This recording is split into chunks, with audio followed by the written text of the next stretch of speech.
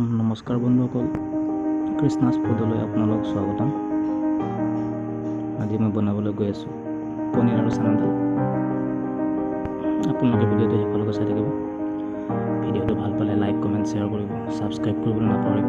যিহেতু মই এনেকুৱা ভিডিঅ' আনিয়ে থাকোঁ, বনাই থাকোঁ।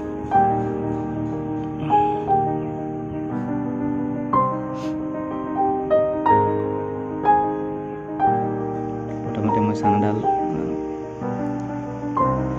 300 গ্ৰামমান ভিজাই লৈছোঁ। আলু কাটি লৈছোঁ, 2টা আলু আৰু জিৰা, ধনিয়া, মিট মছলা, কাশ্মীৰ, আদা, নহৰু কাটি লৈছোঁ, শুকান জলকীয়া, তেজপাত আৰু পনীৰ।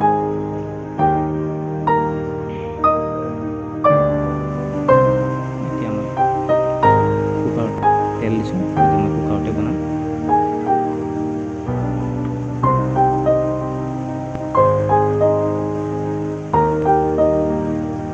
প্ৰায় 100 গ্ৰামমান তেল মই ব্যৱহাৰ কৰিছোঁ। প্ৰায় গৰম হৈ গ'ল। এতিয়া মই শুকান জলকীয়া কেইটামান দিছোঁ আৰু গোটা জিৰা মই ব্যৱহাৰ কৰিছোঁ। এটা নহৰু, কেইটামান তেজপাত,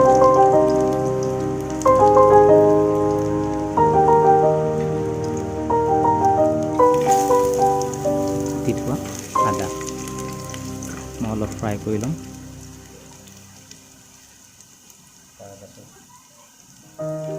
প্ৰায় ফ্ৰাই হৈয়ে গৈছে।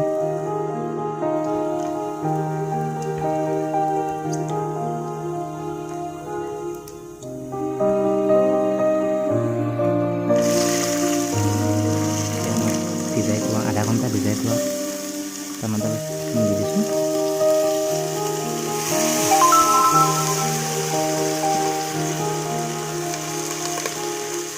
আলু দুটা আলু ব্যৱহাৰ কৰিছোঁ, কেইটাও দি দিছোঁ মই।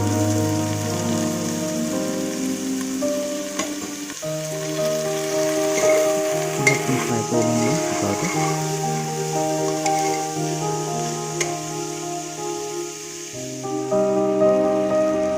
অলপমান নিমখ ব্যৱহাৰ কৰিলোঁ, সোৱাদ অনুযায়ী।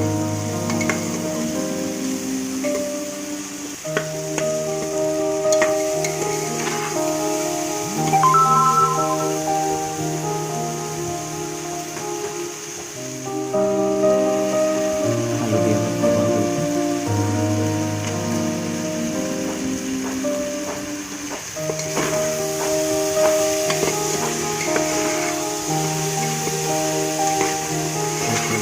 ফ্ৰাই কৰি লৈছোঁ মই।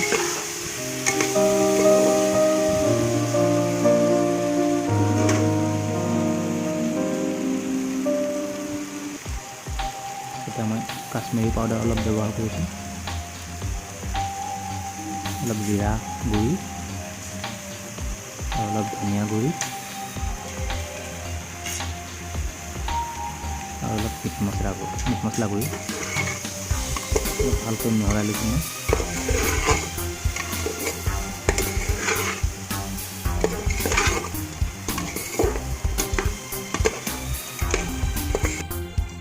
প্ৰায় ফ্ৰাই হৈয়ে গৈছে।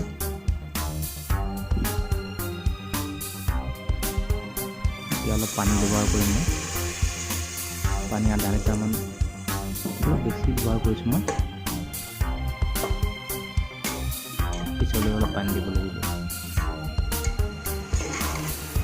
দেখিছে বন্ধুসকল, 4 চিটি মৰাৰ পাছত এনেকুৱা সুন্দৰভাৱে সিজি গৈছে। এতিয়া আকৌ অলপ পানী ব্যৱহাৰ কৰিব লাগিব।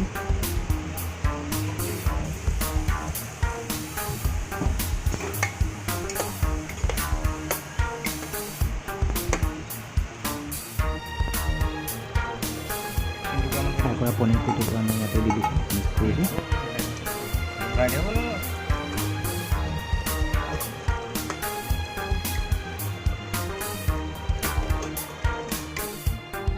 দেখিছে বন্ধুসকল, ভিডিঅ'টো ভাল পালে লাইক, কমেণ্ট, শ্বেয়াৰ কৰিব। ধন্যবাদ।